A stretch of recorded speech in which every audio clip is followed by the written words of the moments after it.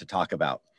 Jose, I'm going to let him introduce himself, but I will tell you why I immediately wanted to invite him to speak at this conference. First, because Silicon Valley Debug is I will say, the most respected grassroots organization in California who are working on these issues. Every year it seems like I get more comfortable saying that they're the most respected and that they've earned it.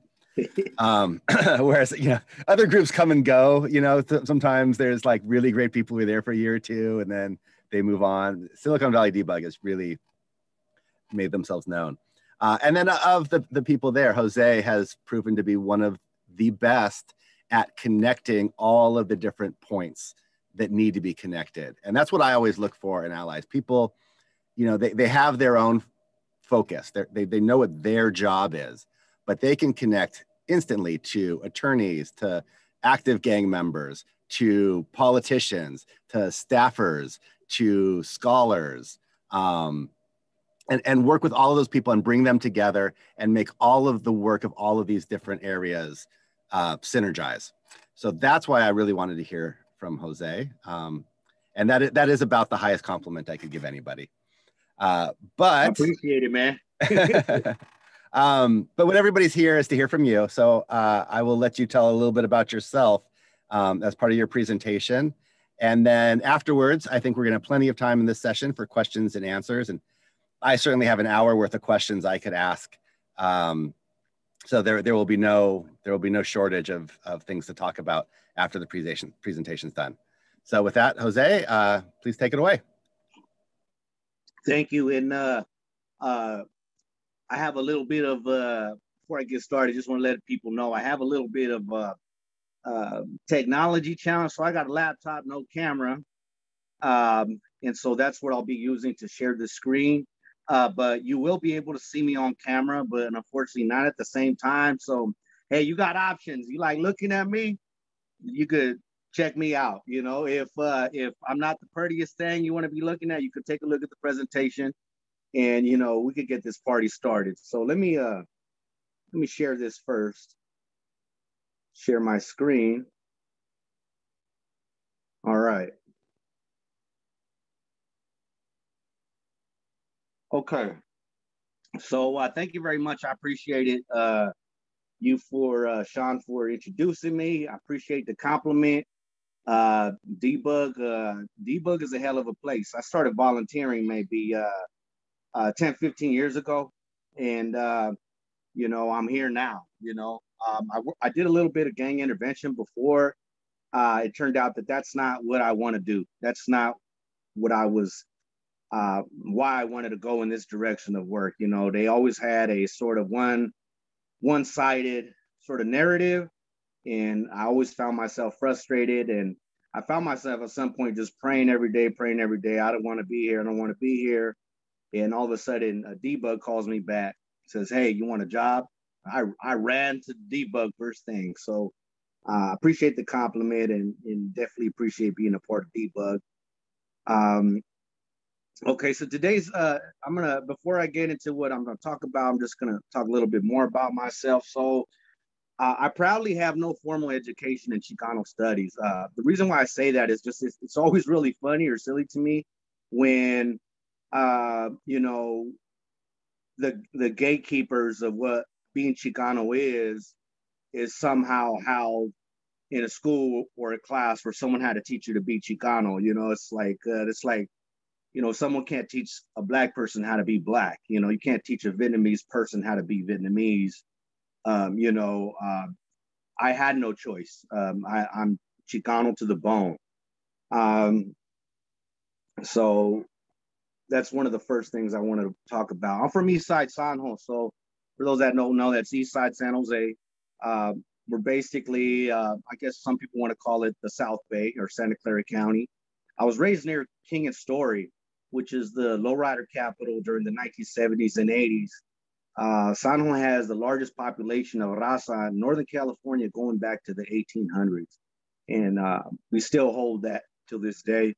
My mom was a farm worker My grandparents were farm workers. I'm a third generation Chicano. I wrote for the Cultura and Times section for Street Low magazine for about 4 years. I wrote the cover story for the last issue of Teen Angels magazine.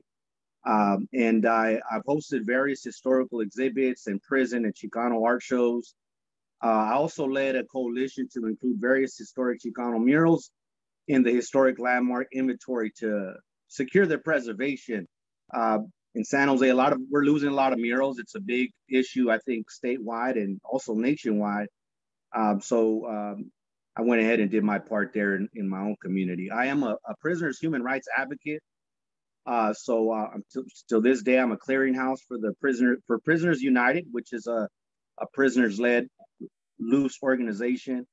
And I assisted with various hunger strikes of all racial groups to end indefinite solitary confinement and change the classification system, including reclassifying protective custody Sureños into a segregated Sureños unit with no PC jacket. That was actually one of the most inspiring times in my career. I was also threatened by the sheriffs as well. They were trying to fire me, which I don't know how they're going to fire me because they're not my boss. But I've been community organizing with Debug for about 15 years. I'm married, a father of 3 boys. And coming in September, I'll be 15 years sober and 15 years out of the system. So that's pretty much a bio and a little bit about me. This whole presentation that I'm doing about the Huelga bird, a lot of times I just simply talk about it as a Huelga bird workshop. I've done it and readopted it and recreated it millions of times. I've done it with youth, like you see this young girl right here, which is my homegirl Shorty's daughter. We took a bunch of kids way back in the day to the fields so they could go ahead and experience what it was like for maybe their parents or grandparents, or instead of just reading about it in a book, maybe they could go ahead and experience it themselves. And I teach kids about the meaning of the Huelga bird. What does the Huelga bird mean? What do the colors mean, according to Cesar Chavez? And so that's an old picture there. I like that picture there. Okay, so we're going to kick it off with an anti-raza sentiment. There's been an anti-raza sentiment since U.S. inception. So I'm going to read a few quotes moving forward. So he has excited domestic insurrections among us and has endeavored to bring on the inhabitants of our frontiers, the merciless Indian savages, whose known rule of warfare is an indistinguished destruction of all ages, sexes, and conditions. So this is actually taken from the Declaration of Independence. And you would think that the Declaration of Independence is all about freedom and freeing this country from the British oppressor, but it was also a document that pretty much, marked who was the enemies of the United States.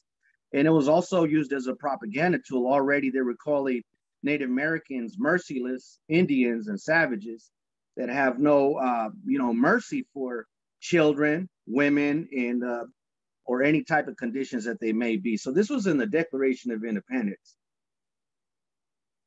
This right here is, I'm going to read this, is all persons who are commonly known as greasers for the issue of Spanish and Indian blood, who may come with the provisions of the first section of this act, and who are armed and not to be go peaceable and quiet persons, and who can give no good account of themselves, may be disarmed by lawful officer and punished otherwise. So this is taken from the Greaser Act, was California state law during the 1800s. And the term greaser was an accepted term to basically encompass everyone under this sort of this stigma, right? Or this slur. So I know a lot of folks today, when they think about decolonize and they think of the Spaniards as, I think of the oppressors as, or the colonizer as Spaniards and Catholics.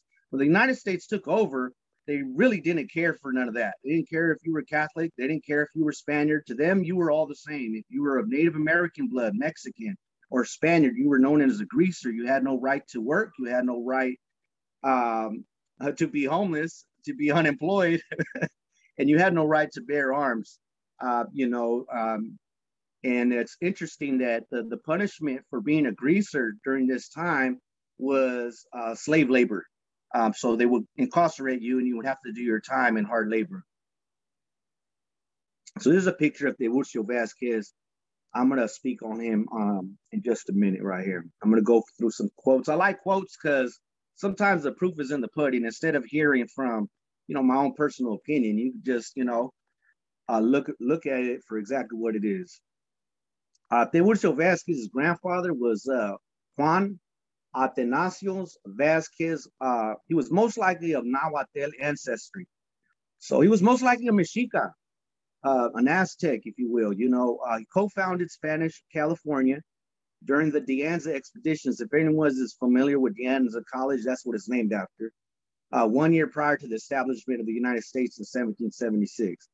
Juan Atanasio's son, Jose de Tiburcio Vasquez, served as the mayor of San Jose in 1802 under Spanish rule. Jose Tiburcio's nephew or son, there's different accounts. Some people say that the Tiburcio that we know today is the mayor of San Jose's son. Some people say nephew. There's different accounts. But anyways, Tiburcio was an educated businessman and landowner who spoke multiple languages, including Spanish, English, and various Native American tongues. After the Treaty of Guadalupe, Tiburcio's family lineage went from being a noble Spanish in the military and government to a greaser, prisoner, and outlaw with no right to land, business, or the right to work. Tiburcio Vasquez was hung near St. James Park in 1875 in San Jose, California. So it's pretty interesting right here, you know, that there's actually more popular individual that carries this sort of legacy or story, and that's Joaquin Murrieta. There was various books written. There's a famous poem that's written about Joaquin Murrieta, and people actually have argued and debated that there is no Joaquin Murrieta. It's a fictional name, and that fictional name is actually depicting Tiburcio Vasquez, because there is actual evidence that Tiburcio existed. There's various documents, there's court documents, there's documents of the Santa Clara County Sheriff, you know, advertising him being hung for the community to see. There's all kinds of documentation, and pretty much everything that's told about Joaquin is Tiburcio's story. So it is a true story, and he was hung right here in San Jose, where I'm from. And let me go ahead and move forward. So this is a quote that he said while he was on trial in Santa Clara County in 1875. A spirit of hatred and revenge took possession of me. I had numerous fights, and in defense of what I believed to be my rights and those of my countrymen, I believe we were unjustly deprived of the social rights that belonged to us. So interesting thing, like I said, like he came from a very noble lineage. You know, his ancestors were basically Aztec warriors. A lot of the warriors were recruited into the Spanish army after colonization. You know, he was granted a lot of land. He was very noble, but that meant nothing when Anglos had went ahead and took over California. And they took away this person's right to have a family, to support his family, right to have a business, the right to have property, the right to work. And so what happened, just like Tiburcio, many other Native Americans, Spaniards, and Mexicans during this time, was they pretty much had to live a life of crime. You know, in order to survive, they had to do a little dirt. You know, Tiburcio Vasquez was known pretty much as a Robin Hood. He stole from the rich and gave to the poor. So I think that's pretty interesting fact in what we're talking about today, and the fact that he did time several times in San Quentin during the 1800s. I think he escaped at least twice, but he did at least 4 bids throughout his lifetime in San Quentin. Okay, so moving forward, so just like as I said, there's been an anti-raza sentiment since U.S. inception, but anti-raza youth sentiment probably didn't start until the Zusu riots or the Sleepy Lagoon case. And so right here, here's a photo of young Pachucos, and there's actually a really large misconception that the Pachucos were adults. A lot of them were not adults; these were kids. you know, just like kids today, they might be into skating, or maybe they're cholos, or maybe they're into hyphy, whatever it is. This was one of those things that during that time, it was just a cool teenage thing. So, you know, these kids were very young. They were all children, pretty much, you know, teenagers, 12 to 17 for the most part. Um, and a little note that I put here, is that Pachuco still exists today. There's a misconception also that, you know, they no longer exist. They in fact do, but today we have other names for them. We call them lowriders, cholos, homeboys, homies, or even gang members. So what people don't know about that famous Sleepy Lagoon case, it was actually a gang indictment. So it was, they first rounded up, there's some accounts that they rounded up at least 800 individuals from the 38th Street neighborhood. It ended up boiling down to slamming about 10 individuals, and they were all from 38th Street. The audio is still an active audio in LA today. These are like recent, like artwork depicting, you know, 38th Street. There's also another sort of offshoot of 38th Street that still exists today, and that's Duke's Car Club. So Duke's Car Club is international. They got clubs all over the world, believe it or not. They got clubs in Australia. It is worldwide. And that stems from the original 38th Street Dukes. The movie Zoot Suit is about the Sleepy Lagoon case, or the 38th Street Dukes indictment, if that's what you want to call it. The lead singer of the Midnighters, if anybody likes them oldies, the Midnighters, that's right. The Midnighters, pretty popular Chicano group, and the lead singer, Lil Willie G, he's actually from 38th Street. So it's interesting to show that, you know, not only are we this, right, we're also this, you know. So say what you want about cholos or gang members today. I mean, we've obviously contributed in a very positive way on many different aspects of society and Chicano culture. This is a pretty interesting quote. It says right here, this is from Cesar Chavez, and this is what he says about zoot suits or zoot suiters and pachucos. You see, people that wore them eran de las más pobres. The guys like us who were migrant farm workers, the families who were middle class.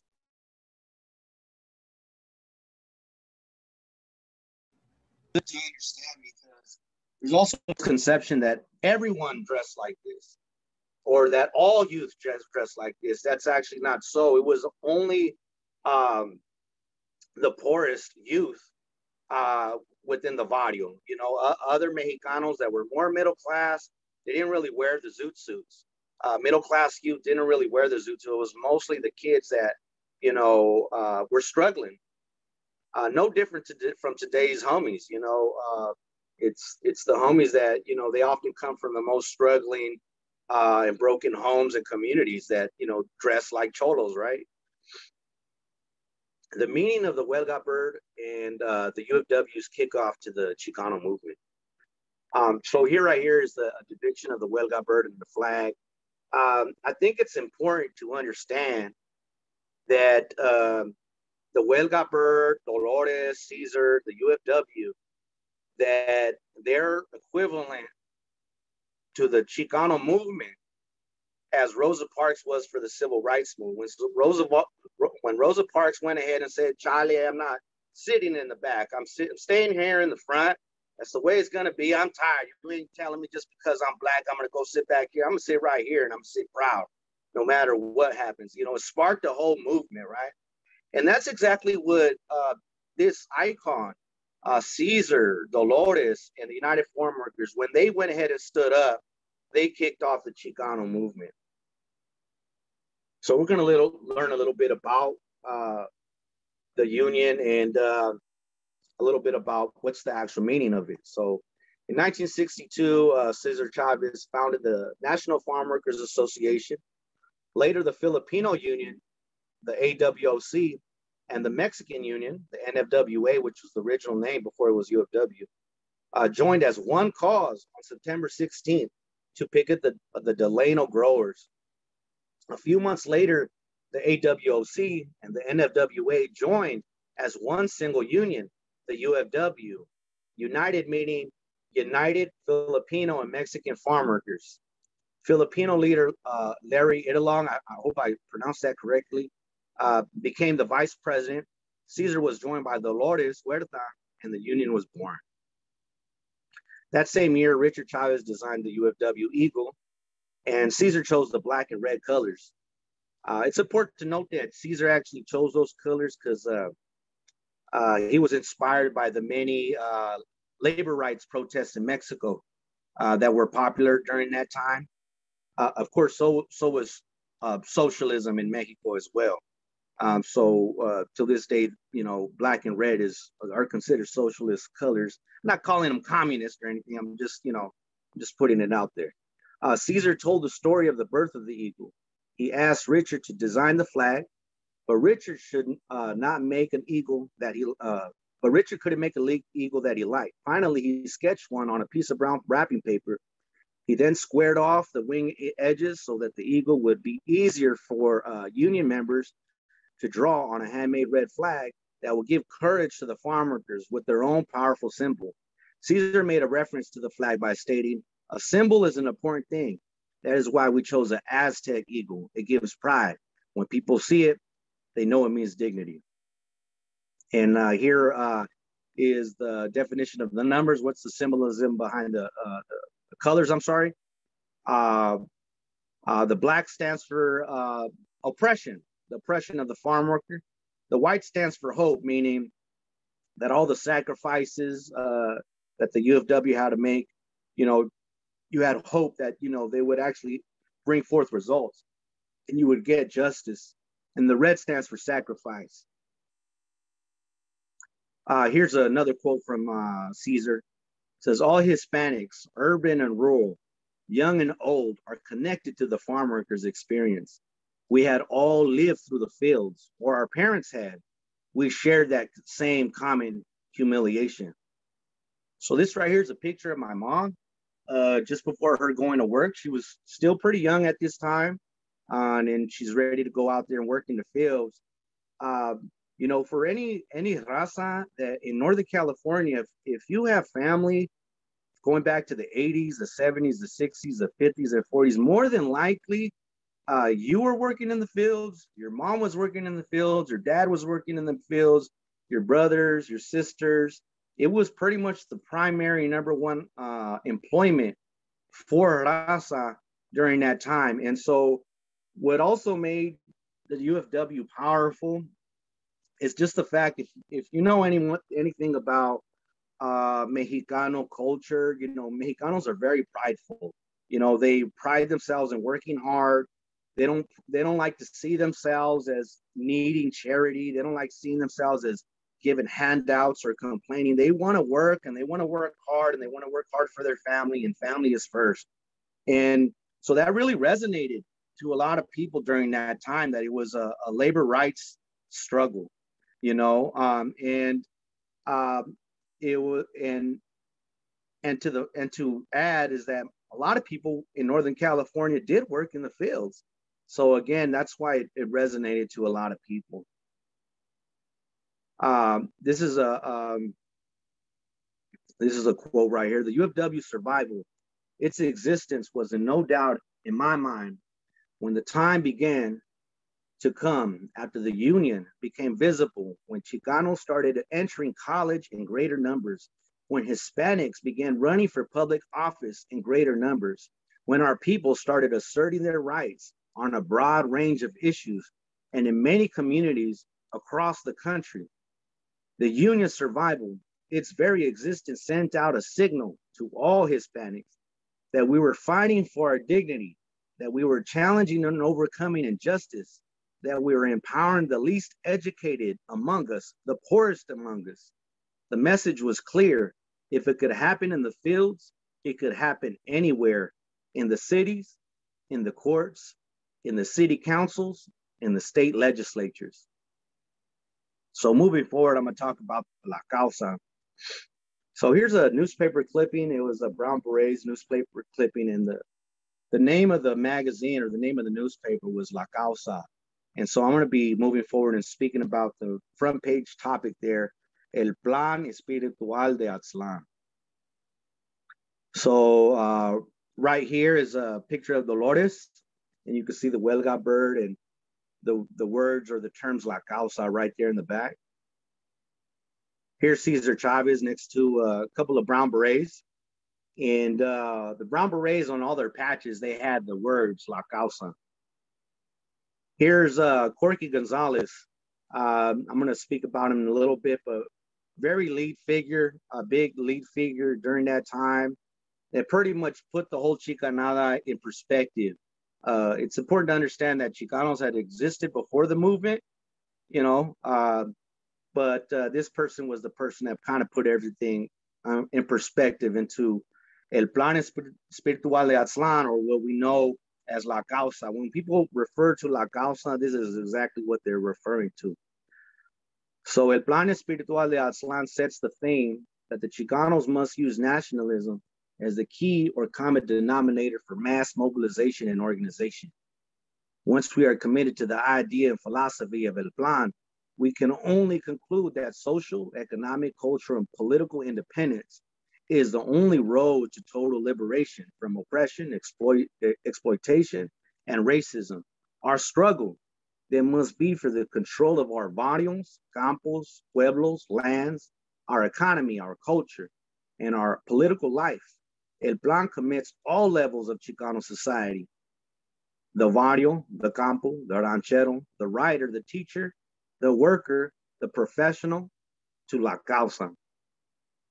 So right here, it's important to note that La Causa, you know, was for everybody. If you were in prison, the La Causa was for you.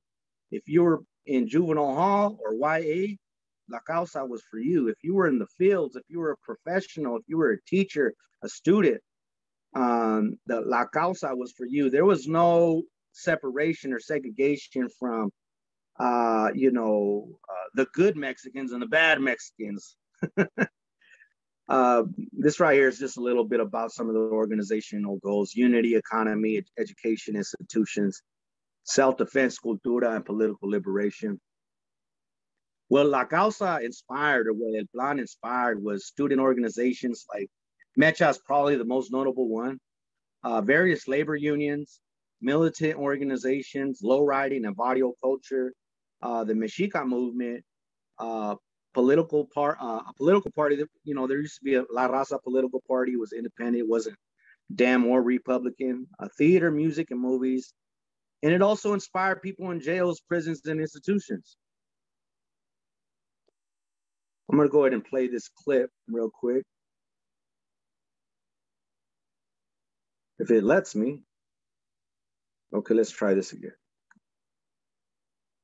You guys hear that?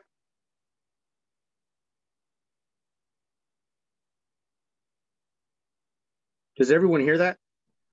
No, we cannot hear you. Okay, let's try this again.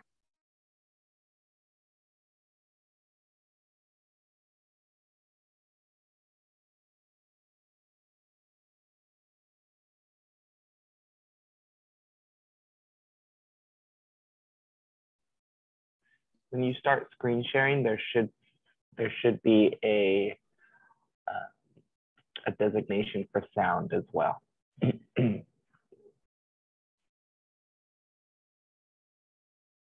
I think we'll skip it. Hold on 1 second. Okay, am I echoing? Are we good? Do you hear me? We can hear you. It echoed for a second, but it stopped. Okay, so I'll just talk about it. This was actually a clip. This was taken in San Quentin during 68 or 69. There was an organization called Empleo, which was a job preparation program in San Quentin that was basically Chicano based, and so these individuals in this group called Empleo, they sought to apply the Chicano movement or El Plan or La Causa in prison as well. There was a little clip that, too bad you guys can't hear it, but I'm going to move forward here. So this right here to the left is Chino Vasquez, which was instrumental in the United Farm Workers in Gilroy. And he's pictured right here with Cesar Chavez. He died sometime in, I think, the late 70s or early 80s. I can't really put the year on it, but there was all kinds of people at his funeral. I think Caesar was there. A lot of farm workers were in support of him. Um, his son was Black Bob Vasquez, which is pictured on the right photo. He's second to the left. He won a handball tournament in San Quentin during this time. And he's alleged to be a member of the Nuestra Familia. Now, when I say that, I don't mean to say that like I'm tarnishing anybody's movements, nor am I glorifying anybody's movements. But I say this to say that, you know, back in the days, the barrio was a lot more isolated. Our people were a lot more isolated. And you would have one brother that may have been uh, you know, an activist, and the other brother was a pinto. Maybe the sister was a lawyer. Maybe the brother was, you know, working in the fields and so on and so forth. So this was our community. I thought these are pretty interesting. These are, to the left is a vintage Chicano power patch in the 1970s, and it's pretty interesting in that there you go ahead and see a brown fist and with some broken chains. And on the right, there's a button for some movement that they did in Washington. And there's a huelga bird, and again, you see the chains and breaking off the chain. So moving forward, Cesar Chavez's views on barrio youth and system impact at raza using the huelga bird. So I think this is important because law enforcement will always say that norteños, that gang members have hijacked the huelga bird. That is a complete lie. And I'm going to go ahead and tell you why. Straight from the horse's mouth, not my opinion, Cesar Chavez's. So although prosecutors make claims of the huelga bird being hijacked by norteños, in an interview with Cesar Chavez by Jess Gutierrez in the October 1980 issue of Lowrider magazine, when Cesar Chavez was asked about gangs, Chavez responded, "I identify with them. When guys are rebellious, they're telling you something. They'll grow out of it. Some will. When they go into a new phase, they're going to be the most active organizers. It takes a lot of organizing to stay in a gang, right? They're already organizers. They are already under some very adverse conditions." When asked about the incarcerated and system impact at raza using, from the barrio using the huelga bird, Caesar explained, "I'm delighted. I feel great. I let them do it because it's great, you know. It's in a lot of places. I think it's a great compliment." So some people, they trip out and like they deny that Caesar would ever say things like this. But I think it's important to understand why he said identify with them, because he was speaking about himself. This is Caesar right here in Eastside San Jose during the 1940s. And he's in a zoot suit. He's dressed as a pachuco, and so is his brother right there next to him. Today's criminalization of the huelga bird. So last year, the former city of San Jose police chief Eddie Garcia tweeted on a picture which criminalized the huelga bird. You know, it was basically like a face covering, you know, for COVID and all that, and a Catholic rosary after a gun bust. The tweet bursted on outcry in the media, catching the attention of Father John Pedigo's outrage of the chief's tweet. As a result, the U of W's president, Teresa Romero, sent a cease and desist letter to Mayor Sam Liccardo and Chief Eddie Garcia to remove the post, and the post has since been removed. So this is the post right here. And what I find interesting is that a lot of people kind of accept that, hey, you know, if the shoe fits, you know. But I mean, if we were to put, you know, a bunch of guns and what have you next to the Quran or something like that, people would be outraged and say that's racism, right? You know, if there was like a Martin Luther King shirt next to a bunch of guns and the chief bragging about it, you know, people would be offended. But when we see like things like the huelga bird or the rosary, you know, people seem to accept it. And I that's kind of why I've been doing this research and been working on this workshop. And for so long, and why I keep on showing it to people, and why I think it's important, because it's important to know that it just shouldn't be accepted. It's not okay, you know. So what if he you know, had a rosary and it happened to be red, you know? So what if he had a huelga bird, you know, face covering? You know, what does that have to actually do with anything? You know, other than, you know, that's obviously his heritage and his faith. I'm going to move forward. So how gang enhancements are used to criminalize Latino culture in the courts. So what do prosecutors and law enforcement criminalize? They criminalize ethnic nationalism and ethnic social justice themes. They criminalize pre-Columbian Mesoamerican culture. And they, believe it or not, they also criminalize Catholicism and Christianity. I've seen people criminalize Spanish surnames and the Spanish language. Not only that, they also criminalize the Nahuatl language. They obviously criminalize generational poverty and inequality. They criminalize ethnic masculinity and camaraderie. And they definitely criminalize in its entirety Mexican, Chicano, Mestizo, and Barrio culture. And I've seen it played out in the courts. All you got to do is go to a gang enhancement trial, and believe it or not, it's all there. It happens all the time. So here's Joey and Hugo's story. So Joey was a family member. His brother is now serving multiple life sentences. He's innocent, but here's his story. So Joey Rodriguez, brother of Hugo Chavez, who was wrongly convicted with gang enhancements in Santa Clara County, testified this year for the AB 256 Racial Justice Act for All bill.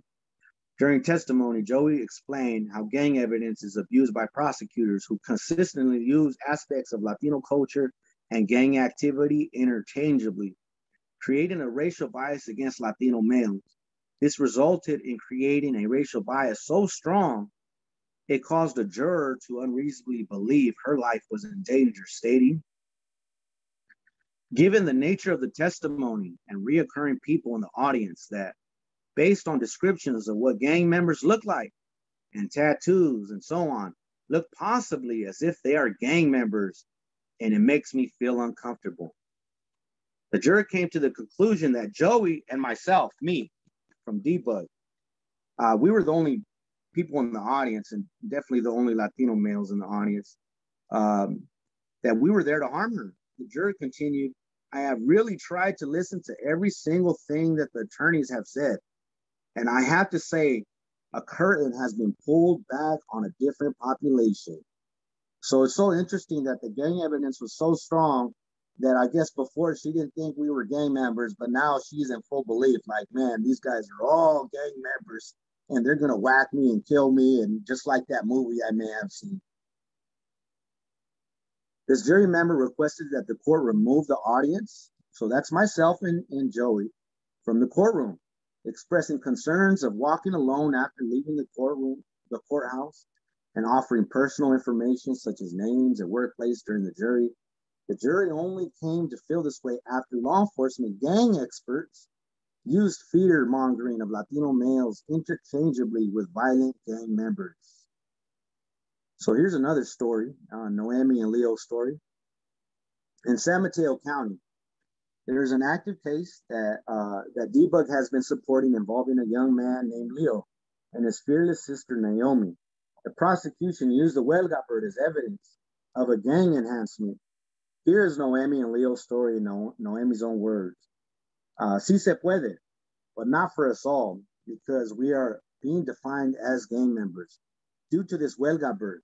This huelga bird represents the struggles of our people. Unfortunately, because of gang enhancement laws and the low bar for gang evidence, this symbol of pride in our culture is used as a symbol of crime. My brother is currently facing gang enhancements due to this symbol. He loves Mexican American history, and his own probation officer, who should have known his passion for history, confiscated his flag, which was right next to his Carpenter Union flag. The bar for gang evidence is so much lower than other types of evidence. Sí se puede is not for all of us, especially all the men like my brother who come from poor communities. He joined the Carpenters Union and found a passion. He found a brotherhood. He began to explore and learn. This was shut down by a justice system that defined him as a gang member due to his pride in his culture. Now, this is like a kind of a closing statement that I put together. I'm just about done. By accepting prosecutors and law enforcement's narrative, we are accepting a lie. And worse, we're not only denying the most vulnerable system impacted, the poorest and struggling youth and men, the right to an ethnicity, to be empowered, to feel pride. In fact, we are also criminalizing it. Here's some statistics. So, we did, because we've been working on this AB 333 to reform the gay enhancement law. I forget what was the number, but it was something around one third of the current jail population, prison population right now is there for a gang enhancement. On top of that, 96% of everyone that does have a gang enhancement is either black or brown. And as you can see here, 68% is raza. Here's an interesting sort of stat. Back in 1969, it said right there that the total number of Chicanos in the prison system was 720. Today, that number has increased to 16,000. So not only has it increased to 16,000, raza is the largest ethnicity behind them walls in California right now. Barrio youth and system impacted raza's use of the huelga bird. Okay, so these are a few pictures. So that's actually my homie Larry. They call him Pops. He's right there in the corner. And he took a picture right there next to, that's actually the Chicano Park mural out there in San Diego. And you can see like huelga birds right next to it. But he took a picture. I guess he kind of like related to it because you see a homie with his son. And then there you go. You see him as a homie with his son. A lot of people think that, that only Northerners use the huelga bird, but that's not true. This is actually a picture of two youngsters. They might look like they're men, but it's just because they had to survive as men in CYA, and they're from Maravilla. And if you look closely, there's two huelga birds right there next to the Maravilla. Maravilla is one of the oldest neighborhoods in East LA. This right here is also taken in CYA. During the 70s, before they were known as Bulldogs, they were known as F-14. And this right here is a group of young kids. These are kids. And you see huelga birds on their chest. This right here, I believe they're from Vickystown. At least the two gentlemen that are left and right. Again, they're kids. It's an old video from out here in San Jose. They're originally from the South Side. This picture was taken in the 70s. But the homegirl right there in the middle, she's not just a homegirl. She's actually a member of the Junior Black Berets. Black Berets are hardly mentioned, but they date back to 58 or 59, originated in San Jose. So they predate Black Panthers and the Brown Berets. The reason why they wore Black Berets because we didn't come up with that concept of Black power and brown pride just yet. In the community, and they were inspired by Che Guevara and the Cuban Revolution. So that's why they wore Black Berets. And she's holding up, obviously, a huelga bird flag. This is someone that I really looked up to. Her name is Little Mary. She's part of Victory's outreach, but I really love her story. She was heavily involved in kind of like the early beginnings of North and South barrio warfare in San Juan during the 70s and 80s. She was also involved in the Chicano movement during that time. And so she has a really powerful story, but as you can see right here, you kind of see this is actually from her school binder when she was going to school. And she cut out like newspaper clippings about her identity. And you see the huelga bird right there. So this is another closing statement. So crime is only a result of poverty and inequality. Should we condemn an entire class of people because they have been damaged by generational poverty and inequality? Should we deny them an ethnicity, an identity? Are we saying that they should not exist? That they are defined not by their character or the perseverance of their plight, but rather the wrongs they have done?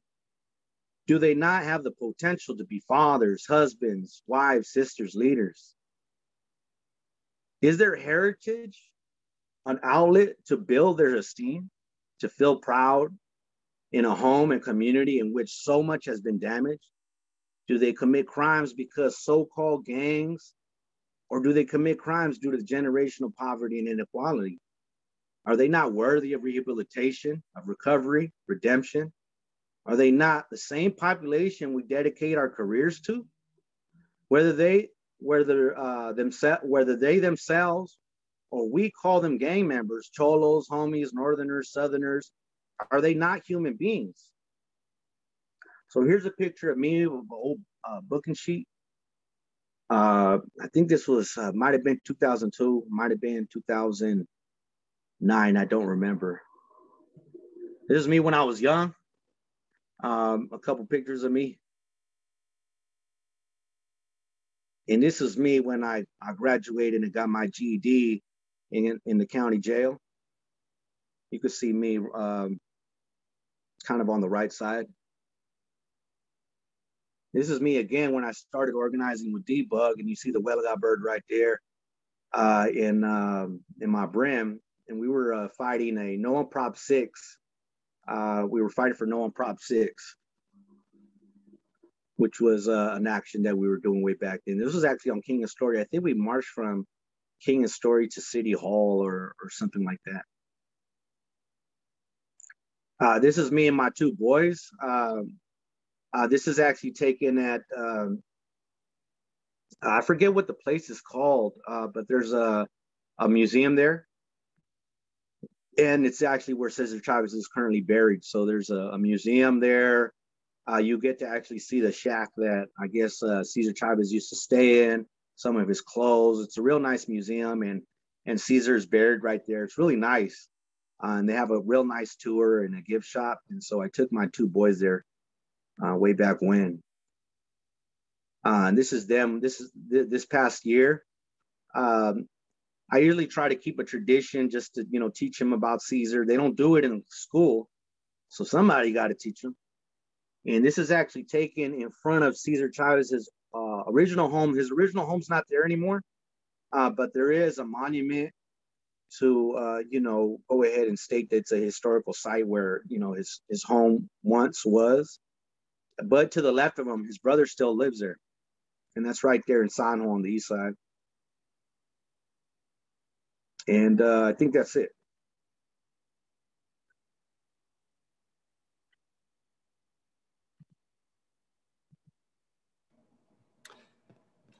Thank you. I appreciate it. Thank you, Jose. I know I saw we wanted to leave with the music video there, huh? But yeah. Wow. Well, I have to say, I learned something. I grew up going to Vasquez Rocks, which is where Tiburcio Vasquez was supposed to hide out not far from here. I live in Montebello, which is where one of his most famous raids took place on right where I am now, when it used to be a rancho. You showed those pictures of the folks in the Whittier YA. Right. So I'm actually moving next week right down the street to a house that's on the location of where that YA was before it got closed down. Wow. Now it's a new housing development. Wow. That's my kind of gentrification: close down prisons and build new houses on them. Right. But even with all of that hitting home, you had a lot of details in there that were great. Appreciate it. So we definitely have time to hear questions from the audience. But before we do that, I'm going to use my facilitator's discretion here, prerogative, and ask you to focus a little bit more on law enforcement gang experts. You had some great stories in there, particular examples of the way this happens. But what I've seen is anytime people who have been targeted as gang members, you know, for generations. You talk about 38th Street, we talk about any neighborhood, right? Where law enforcement decided those are where the bad guys are, that are on the wrong side of the thin blue line. So we need to target them. Whatever they do, whatever they love, whatever they take on as their identity or their culture becomes treated as if that was something wrong. Sports teams, you know, I worked in one neighborhood where, so they lived on Santa Fe Street. And so the clique that was of the gang from Santa Fe Street called themselves Santa Feros. And so they started using San Francisco 49ers gear, sort of as to representing them. Within, you know, maybe 20 years, everybody in that neighborhood, gang affiliated or not, is now a San Francisco fan, right? It's just everybody's brothers, cousin, like they are from the heart, all San Francisco fans right now. Yeah. And yet any of them are now being labeled as gang members, you know, just for having San Francisco gear. So it's reciprocal, and all of it seems to be really this idea that anything the gang members do is gang indicia. Right. So what do you think about that? And can you think of how that plays out in ways other than just the Huelga bird? Right. I mean, that's an interesting point. Same sort of story here in San Jose. In San Jose, there's like really strict sports politics. So the sports teams don't want us to have our own football team or baseball team. And so, or even a basketball team. So we've been stuck with the most unpopular sport in America to represent. And so that's the San Jose Sharks. So they're a hockey team here. You know, Chicanos being fans of hockey, that must have been like, you're out of your mind. But, you know, the homies out this way, they really gravitated towards the Sharks. Started representing Sharks, tattooing it, wearing the hats and jerseys. I think you've seen a picture of me wearing a Sharks jersey in one of the pictures. But now, like, everybody wears it. Like, you don't even have to be a homie. Like, everyone is, I think even Debug, we have like a Debug shirt that has Sharks colors, you know? You know, so, but, you know, if you catch if you're Chicano, definitely, and, you know, or Mexican, Latino, whatever is, you know, you identify with, if you get caught with committing a crime, they're going to definitely use that. You know, and you could be a faithful hockey fan. You could be, you know, you're going to the games, all of that. They don't want to hear any of that, you know, to them. That's just gang member stuff, you know. You're absolutely right. In this day and age, there's a big movement for to decolonize. But the truth is that law enforcement don't care about none of that.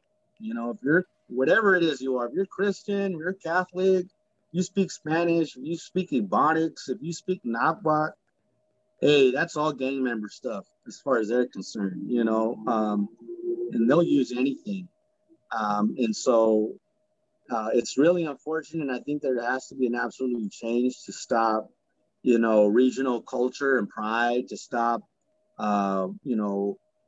discrimination against regional culture and pride, discrimination against ethnic and cultural pride and things like that, because it's a real big issue. It's probably gang enhancement is probably the most straightforward racist law there is as far as how it plays out in the courts, you know? Yeah, I think that last comment is sort of what I was trying to get at with that question. It's just remarkable. It's when you look into, like I said, the types of evidence and things like that, it's unquestionable that this is a proxy for racial profiling.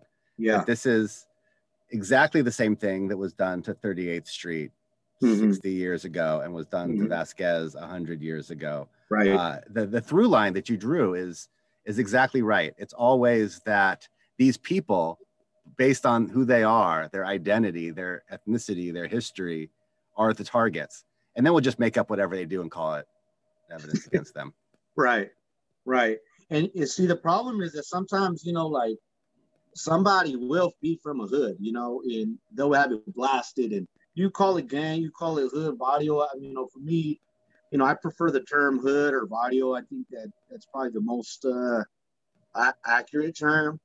But like the thing is that not every crime that someone commits that's from the hood is for the gang or benefits the gang or somehow sophisticated or even worthy of some type of gang enhancement or RICO. A lot of the times it's like maybe they have a drug problem, you know, maybe they can't make the rent, you know, maybe they're stressed out, maybe they're homeless at the time. A number of different things that affect all people that are facing, these sort of conditions of poverty and inequality, but the problem is that because they're from the hood, you know, they get punished even more, you know, and so that also makes it harder for them to actually rehabilitate. And because the more time you're going to spend in prison, the more time you're going to get adjusted to prison survival, you know, and the harder it is for you to come back out and, you know, be successful in our society, you know. So it's definitely harder when you are from the hood. So I'm looking around the room, and I'm happy to say that I'm just meeting most of you here. But I also, for example, I see Lisa Romo here, who is leading a lot of the work to try and use the Racial Justice Act to make this kind of racialized evidence inadmissible in California courts. So seeing all of the people here, I think I'd like to open it up either for questions or if people want to make comments, bring some of what you have to offer. I would love that. In order to facilitate it at first, I think maybe we can start with people either raising their hands or asking questions in the comment or saying that they have a comment to make, and then I'll call on you to unmute. If that doesn't work, we'll just open people up to unmute themselves and speak if that doesn't result in too many people talking over each other. Yeah. So I see Colleen, do you want to, instead of just typing in the chat, can you unmute yourself and bring that to the group?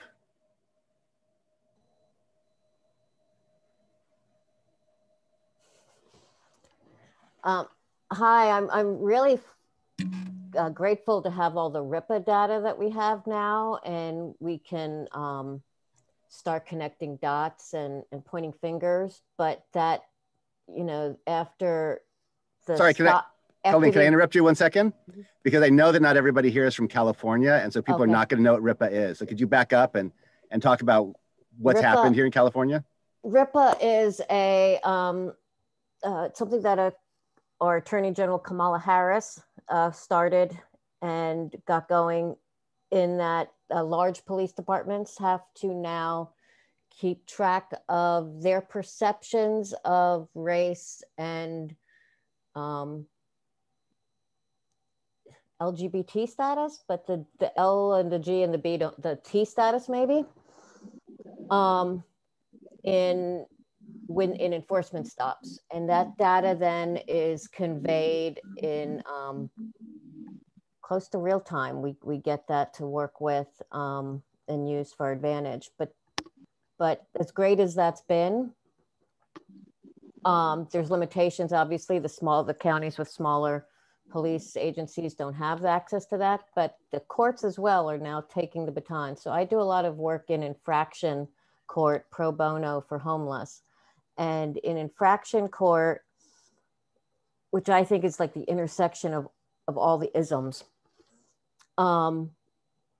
they're taking the baton from all these racial profiling stops and perpetuating it further. You look around at traffic court and not many white folk there.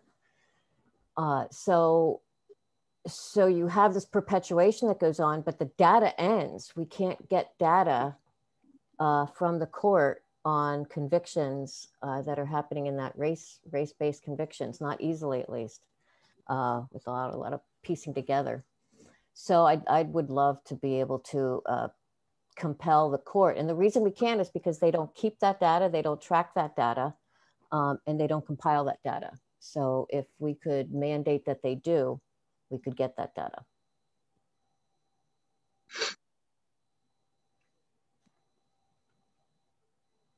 Yeah, I think it'll be great for sure. Well, sorry, I thought I had muted myself. Jose, can you speak a little bit on whether or not you think there are any research projects or areas where data could be collected that would help address the issues that you've talked about? Right. I know that there's probably like maybe stops, related to because we still have the database, the gang database, and the database is kind of like a precursor to gang enhancements. And so before, I'm sure they still do it, but before what they used to do is stop folks for simple traffic stops, or just walking down the street or what have you, while coming out the grocery store, and they would stop folks, and without even knowing, they would put people in the gang database, FI card info. So they would put you in the database without you even knowing it, and so it'd be interesting to sort of gather, what's the relation between these sort of stops and these FI cards and gang enhancements. I mean, it's pretty obvious, but I think that, looking at the data is always a great way of looking at things and trying to get at the nitty gritty. Yeah, that makes me think of a sort of internal debate that I was a part of when working on the very first RIPA implementation time period, right? So this law was passed mandating the collection of data, and then there were endless committee meetings over, well, like, how do we do that? What are the details? What are the specifics? What specific questions are police going to be asked, and what data can be kept track of? And one of the issues that really was sort of divisive was, do we want them to have to record whether or not they believe the person is a gang member? So you have to write down what the officer thinks their perceived ethnicity is, what the officer perceives their age as being, what the officer perceives their gender as being. And I've talked to law enforcement agents who are just like, wait, you want me to identify what I think their sexual orientation is? How am I supposed to know that by looking at them? That's like, you're just asking me to be prejudiced, to indulge my biases, whatever. But they're not asked, do you think this person is a gang member? And it was actually the reason I was in favor of asking that, because I thought that data would be incredibly important. If we could map where FI cards are being filled out, how often, who's doing it, well, not necessarily who's doing them by name, but officers, they're tracked by a special code, right? That would be data that would be so useful in actually seeing what it is that police are doing. Because police say that they're doing everything right. Well, every time we have data we can look at, we see that that's actually not the case, at least around gangs. But the fear was, and this is something that LAPD has a history of, is saying, well, yeah, that stop that looked like racial profiling, it wasn't, because we thought that person was a gang member. We were gang profiling, which is good policing, not racial profiling, which is bad policing. And so what would happen is they would incentivize stopping everybody, and calling them, I think they're a gang member, because then the police officer would feel like that stop was now based on reasonable suspicion and not based on racial profiling. It was an easy excuse for police. But it leaves us in the dark for all the potential data of what it is that police are actually doing out in the streets. Lisa, I see that you put something about we need access to FI cards. Can you tell us more about that? And also, I would like to hear from you if you think that the Racial Justice Act, and if you could explain a little bit about that to the people in the audience, and whether or not you think that will be able to address some of these things we're talking about culture being mistaken as gang indicia. Yeah, I mean, one of the first comments I want to make is your comment, Sean, about we need to know what cops are doing. I have a personal story where I was carjacked at gunpoint by a group of Latino youth. And the cops came out and they're asking me all these questions about describing them. And I'm, trying to estimate height and weight. And they kept saying, do you think they were gang members? Do you think they were gang members? I'm like, how would I know? I mean, they didn't say, hi, I'm a gang member. But I wonder how many times the police basically encourage victims of crimes to speculate, and then they put down in the report that the victim thought it was a gang member. And that information becomes very important in proving a gang enhancement because basically that if the victim thinks that the person is in a gang, then it's for the benefit of the gang. So I think that's problematic. The FI cards, I just think those cards could tell us so much information, especially about where the law enforcement polices. So one of the challenges that we are having under the Racial Justice Act, which I'll describe in a bit, is whether we can show that they're targeting people. As Sean said, the kind of nexus that they use between being a gang member and being a Black or brown person. And so if we can show that if they only police in Black and brown neighborhoods, of course, they're only going to come up with Black and brown people as gang members. So the Racial Justice Act is new. It just came into effect in January 1st, and there are a variety of ways it can be violated. And part of it is statistical. So like Jose was mentioning, the huge disparities for Black and brown people who are under these gang enhancements. So that's part of it, showing these disparities. But another part of it is when people involved in the criminal legal system use racist language or discriminatory language, coded language in proceedings. And so one of the things that we can use is when gang officers use this kind of language, which is ostensibly, or where that they are putting it forward as some kind of objective indicia of gang membership, we can fight back and say, no, under the RJA, it's prohibited. And it is in fact discriminatory, and it has whether it's intentional or not. So we do not have to prove that the officer is intentionally racist, which has been the biggest hurdle that we have had bringing racial justice claims before this act was passed. So what we can do is say, whether the officer means it or not, this is the kind of language that invokes racial stereotypes that are very harmful to the criminal legal system. And we have, social science that tells us when you start using this kind of language, jurors are much more likely to find a person guilty of a crime, regardless of what the evidence is. So I think it will be a useful tool. How useful, I don't know. And then Colleen, before you jump in, I just want to make one more point, which is the kind of work that Jose just did for us, that kind of presentation. I would love to see more of that going into amicus briefs filed in the appellate courts. That's what I do. I work with the appellate courts, and I am constantly trying to change the paradigm, explain to them that the law enforcement view of gangs is not correct. It's not the only, the only perspective. We need to hear more. But they don't, they don't want to hear that from me. They need to hear it from experts, people who live it, people who know it.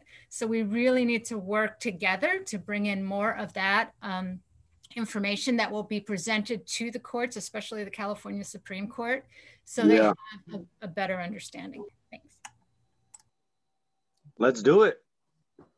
And I wanted to share locally in San Diego, I did bring a Racial Justice Act, a request for relevant evidence, 745D request. And I'm just turning off my phone, sorry.